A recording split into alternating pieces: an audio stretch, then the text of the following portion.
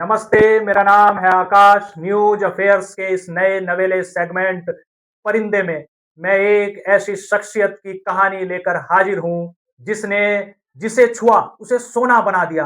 50 साल तक share market की दुनिया में अपनी बादशाहत बरकरार रखी। आखिर उस शख्स के जीने का तरीका कैसा था, जब हम लोग चंद पैसे जेब में आते ही अपनी जीवन शैली 360 डिग्री चेंज कर देते हैं, या कहें पैर जमीन से उठाकर सिर पर रख लेते हैं।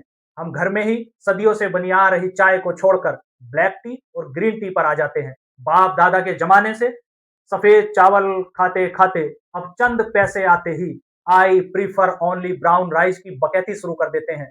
Zero oil food, no sugar, no fat, no junk food. तब 95 वर्ष का एक बूढ़ा अपने वार्षिक पत्र में लिखता है कि वह आज भी किसी बच्चे की तरह खाता है। रोज सुबह पास के मैकडोनल्ड्स में नाश्ता करता है जिसमें कोक और बर्गर फिक्स है। रोजाना वह 5 कोक पी जाता है। अरे बाप रे! पोर्क, अंडे और चीज बिस्किट डेली खाता है। और यह बूढ़ा कोई और नहीं, 95 साल का दुनिया का सबसे बड़ा शेयर मार्केट का खिलाड़ी और दुनिया के 10 सबसे अमीर लोगों में शुमार 13 लाख करोड़ डॉलर का मालिक वॉरेन बफे है। और कंजूस इतना है साहब, एक बार द वाशिंगटन पोस्ट की पब्लिशर कैथरीन ग्राहम ने एक किस्सा सुनाया कि उन्होंने वॉरेन बफे से एयरपोर्ट पर फोन कॉल के लिए 10 सेंट मांगे। सेंट एक अमेरिकी मुद्रा है, जैसे अपने यहाँ 10 पैसे होते थे। अब वॉरेन बफे ने जेब से सिक्का निकाला, वह निकला 25 सेंट का। तो छुट्टे कराने के लिए चल दिए। जब छुट्टे पैसे नहीं मिले तो फिर ठिठकते हुए बड़े अनमने मन से वह 25 सेंट का सिक्का ही उन्हें सौंपा। लेकिन जब बात आई आदिवासी लोगों की मदद की, जब बात आई गरीब देशों में बच्चों की एजुकेशन की, जब बात आई युद्ध में पीड़ित लोगों की, तो इन्हीं वॉरेन बफे ने 60 अरब डॉलर डोनेट कर दिए और अपने रिटायरमेंट पत्र में लिखा कि मेरी 99% संपत्ति इन्हीं मजबूर और बेसहारा लोगों को मेरे रहते हुए या मेरे जाने के बाद 10 साल के अंदर ही डोनेट हो जानी चाहिए, खासकर बच्चों की एजुकेशन में। वैसे अपने यहाँ अजीज प्रेम जी, जो विप्रो के मालिक है ना, उन्होंने भी अपना 70% डोनेट कर दिया है। वॉरेन बफे ना ही कोई कीमती एक्सेसरीज धारण करते हैं और ना ही कीमती कपड़े या सूट। जहां हम लोग ईएमआई पर आईफोन खरीदने बड़े शान से एप्पल के स्टोर पर लाइन लगाए खड़े रहते हैं। एक अच्छी सी किताब खरीद कर पढ़ने के पैसे नहीं होंगे, लेकिन 1.5 लाख का आईफोन लोन उठाकर भी ले लेंगे। तब वॉरेन बफे ने अपने पत्र में लिखा कि मैं पिछले 3 दशकों से सैमसंग का साधारण सा मोबाइल इस्तेमाल करता हूं। जबकि मजे की बात यह है कि वॉरेन बफे एप्पल कंपनी में पार्टनरशिप रखते हैं। बहुत बड़ी हिस्सेदारी है उनकी एप्पल कंपनी में, उसके बावजूद भी। और लिखते हैं कि मेरे दिन की शुरुआत और मेरे दिन का अंत किताबों के कुछ पन्ने पढ़ने से ही हो। समझ रहे हो कुछ गुरु?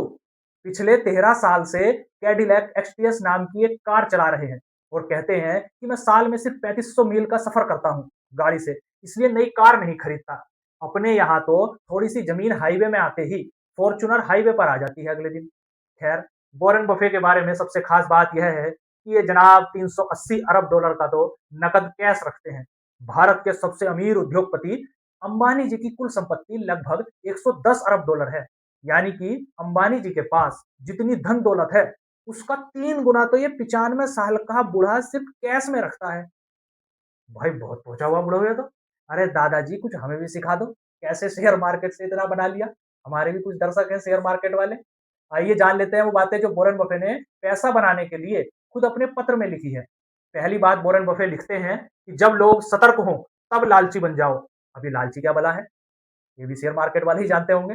वो बताते हैं कि जब लोग गिरते हुए मार्केट से पैसा निकालने लगे या खरीदने से बचे, बस उसी समय तुम लालची बनकर कम दाम में ढेरों शेयर खरीद डालो और कुछ साल के लिए चुप पड़े रहो।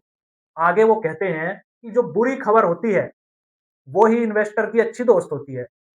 इनकी एक बात काफी मशहूर है, मुझे इसी समय याद आ रही है। If you wait for the robins spring will be over.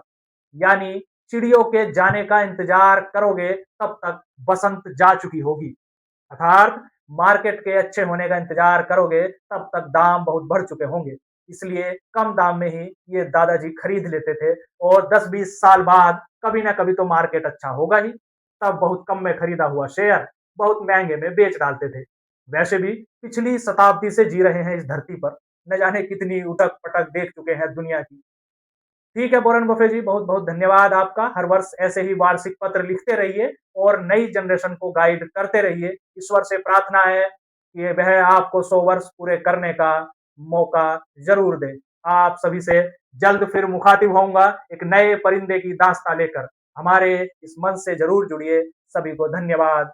जय हिंद, जय हिंदी।